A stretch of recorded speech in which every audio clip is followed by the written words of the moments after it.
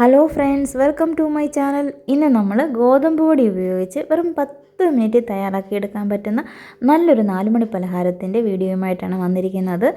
എണ്ണയോ നെയ്യോ ഒന്നും ചേർത്ത് കൊടുക്കാതെ ആവിയിൽ വെച്ച് നമുക്ക് പെട്ടെന്ന് തന്നെ ഇത് തയ്യാറാക്കിയെടുക്കാം. അപ്പോൾ ഇത് ഉണ്ടാക്കുന്നതിന് വേണ്ടിയിട്ട് ഞാനൊരു ബൗളിലേക്ക് 1 കപ്പ് അളവിൽ ഗോതമ്പ് പൊടിയാണ് ചേർത്ത് കൊടുത്തിരിക്കുന്നത്. മധുരത്തിനായിട്ട് ഞാനിവിടെ ചെറിയൊരു കപ്പിൽ 1 കപ്പ് അളവിൽ പൊടിച്ച ശർക്കരയാണ് ചേർത്ത് കൊടുത്തിരിക്കുന്നത്. കൂടെ തന്നെ കുറച്ച് തേങ്ങ ചിരകിയതും കൂടി ചേർത്ത് കൊടുത്തിട്ടുണ്ട്. തേങ്ങ നമുക്ക് കൂടുതൽ വേണമെങ്കിൽ ചേർത്ത് കൊടുക്കാം കേട്ടോ. നമ്മുടെ ഇഷ്ടം അനുസരിച്ച് കൂട്ടിയും കുറച്ചൊക്കെ ചേർത്ത് കൊടുക്കാൻ പറ്റും. അപ്പോൾ ഇനി ഇതിലേക്ക് ആവശ്യത്തിനുള്ള ഉപ്പുകൂടി ചേർത്ത് കൊടുത്തിട്ട് നന്നായിട്ടൊന്ന് ഇളക്കിയെടുത്തിട്ടുണ്ട്. ഇനി നമുക്കിതിലേക്ക് 1 കപ്പ് അളവിൽ പാല് ചേർത്ത് കൊടുക്കാം. നിങ്ങളുടെ കയ്യിൽ പാലില്ലെങ്കിൽ സാധാ പച്ചവെള്ളം ചേർത്ത് കൊടുത്താലും മതി കേട്ടോ. പാല് ചേർത്ത് കൊടുക്കുകയാണെങ്കിൽ അല്പം കൂടി ടേസ്റ്റ് കൂടുതൽ കിട്ടും. അതുകൊണ്ട് ഞാനങ്ങ് ചേർത്ത് കൊടുത്തതേ ഉള്ളൂ. നന്നായിട്ടൊന്ന് ഇളക്കിയിട്ടുണ്ട്. ഇത് പോരാ, നമുക്കിനി പാല് ഞാൻ ചേർത്ത് കൊടുക്കുന്നില്ല. അതിന് പകരം കുറച്ച് വെള്ളം കൂടിയാണ് ചേർത്ത് കൊടുത്തിരിക്കുന്നത്. എന്നിട്ട് നന്നായിട്ടൊന്ന് മിക്സ് ചെയ്തെടുക്കാം. ഇതൊരല്പം അയഞ്ഞിരിക്കണം, അതുകൊണ്ടാണ് കുറച്ച് വെള്ളം കൂടി ചേർത്ത് നമ്മൾ കുഴച്ചെടുത്തത്. അത് കഴിഞ്ഞപ്പോൾ 3 ഏലക്കയുടെ സീഡൊന്ന് പൊടിച്ചത് ചേർത്ത് കൊടുത്തു. ഇനി നമ്മൾ 1 ടീസ്പൂൺ അളവിൽ ബേക്കിംഗ് പൗഡറാണ് ചേർത്ത് കൊടുത്തിരിക്കുന്നത്. ഒരു 1/4 ടീസ്പൂണിനേക്കാൾ കുറച്ച് അളവിൽ ബേക്കിംഗ് സോഡയും കൂടി ചേർത്ത് കൊടുത്തിട്ടുണ്ട്. എന്നിട്ട് നന്നായിട്ട് ഇതൊന്ന് മിക്സ് ചെയ്തെടുക്കാം. ഇനി നമുക്ക് പെട്ടെന്ന് തന്നെ ഉണ്ടാക്കിയെടുക്കാം. ഇതുപോലെ വേണം കുഴച്ചെടുക്കാനായിട്ട് കേട്ടോ.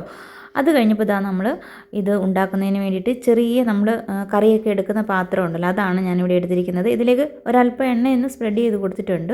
നമ്മളിത് ഉണ്ടാക്കി ഇത് എടുക്കുന്ന സമയത്ത് പെട്ടെന്ന് വിട്ട് വരുന്നതിന് വേണ്ടിയിട്ടാണ് എണ്ണ തേച്ച് കൊടുത്തിരിക്കുന്നത്. അത് കഴിഞ്ഞപ്പോൾ നമ്മൾ മാവ് ഇതിലേക്ക് ഒഴിച്ചു കൊടുത്തു. മുഴുവൻ ഒഴിച്ചു കൊടുക്കേണ്ട, ഒരു 1/4 ഭാഗത്തിന് ഒഴിച്ചു കൊടുക്കുക. അത് കഴിഞ്ഞപ്പോൾ ഇതിൻ്റെ മുകളിലേക്ക് കുറച്ച് ചിരകിയ തേങ്ങയോടൊക്കെ ഇട്ട് കൊടുത്തിട്ടുണ്ട്. ഇനി നമുക്ക് മീഡിയം ഫ്ലെയിമിലിട്ട് ഒരു 10 മിനിറ്റ് മാത്രം വേവിച്ചെടുത്താൽ മതി. പെട്ടെന്ന് ഇത് ആയി കിട്ടിക്കോളും. നമ്മുടെ കുഞ്ഞുങ്ങൾക്കൊക്കെ നമുക്ക് പെട്ടെന്ന് ഉണ്ടാക്കി കൊടുക്കാൻ പറ്റുന്ന നല്ലൊരു 4 മണി പലഹാരം കേട്ടോ. നമ്മുടെ വീട്ടിലുള്ള ഗോതമ്പ് പൊടിയും തേങ്ങയും ശർക്കരയും ഒക്കെ ചേർത്ത് കൊടുത്ത് നമുക്ക് വേഗം തന്നെ ഇത് ഉണ്ടാക്കിയെടുക്കാം. അപ്പോൾ നന്നായിട്ട് വെന്ത് വന്നിട്ടുണ്ട്. അതിൻ്റെ ഉള്ളൊക്കെ കണ്ടോ, നന്നായിട്ട് വെന്ത് അതിങ്ങനെ പൊട്ടി വന്നിട്ടുണ്ട്. നമ്മൾ കേക്കൊക്കെ ഉണ്ടാക്കുമ്പോൾ ചിലപ്പോൾ ഇങ്ങനെ നടുഭാഗത്ത് ഇങ്ങനെ വിള്ളൽ പോലെ വരത്തില്ല എന്ന് പറഞ്ഞതുപോലെ തന്നെ ഇതാ വന്നിട്ടുണ്ട്. അതായത് കറക്റ്റായിട്ട് ഇത് നന്നായിട്ട് വെന്ത് വന്നിട്ടുണ്ടെന്നാണ് ഇതിൻ്റെ അർത്ഥം. അപ്പോൾ നമ്മൾ അത് പാത്രത്തിൽ നിന്ന് മാറ്റിയിട്ടുണ്ട്. ഇനി നന്നായിട്ട് തണുത്തതിന് ശേഷം വേണം ഈ ഒരു ചെറിയ പാത്രത്തിൽ നിന്ന് നമുക്കിത് മാറ്റിയെടുക്കാനായിട്ട്.